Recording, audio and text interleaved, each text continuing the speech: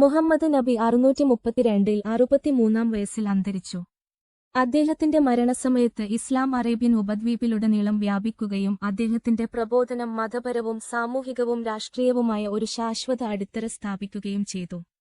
അദ്ദേഹത്തിന്റെ കൂട്ടാളികളായ ശരിയായ മാർഗനിർദ്ദേശമുള്ള ഖലീഫമാർ അറേബ്യയ്ക്ക് പുറത്ത് ഇസ്ലാം പ്രചരിപ്പിക്കുന്നത് തുടർന്നു. പിന്നീട് സ്പെയിനിൽ നിന്ന് ഇന്ത്യയിലേക്ക് വ്യാപിച്ച വിശാലമായ ഇസ്ലാമിക സാമ്രാജ്യത്തിന് അടിത്തറയിട്ടു. മുഹമ്മദിന്റെ ജീവിത കാലഘട്ടവും ഇസ്ലാമിന്റെ ആദ്യകാല ചരിത്രവും ലോകത്തിലെ ഏറ്റവും വലുതും സ്വാധീനമുള്ളതുമായ ഒരു മതത്തിന്റെ ഉദയത്തെ അടയാളപ്പെടുത്തി. ഏകദൈവ വിശ്വാസം, നീതി, സമത്വം, സാമൂഹിക ക്ഷേമം എന്നിവയിൽ ഇസ്ലാമിന്റെ ഊന്നൽ വരും നൂറ്റാണ്ടുകളിൽ ചരിത്രത്തിന്റെ ഗതിയെ രൂപപ്പെടുത്തും.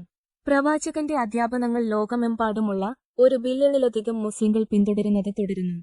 ഇത് മനുഷ്യ ചരിത്രത്തിലെ ഏറ്റവും സ്വാധീനമുള്ള വ്യക്തികളിൽ ഒരാളായി അദ്ദേഹത്തെ മാറ്റുന്നു.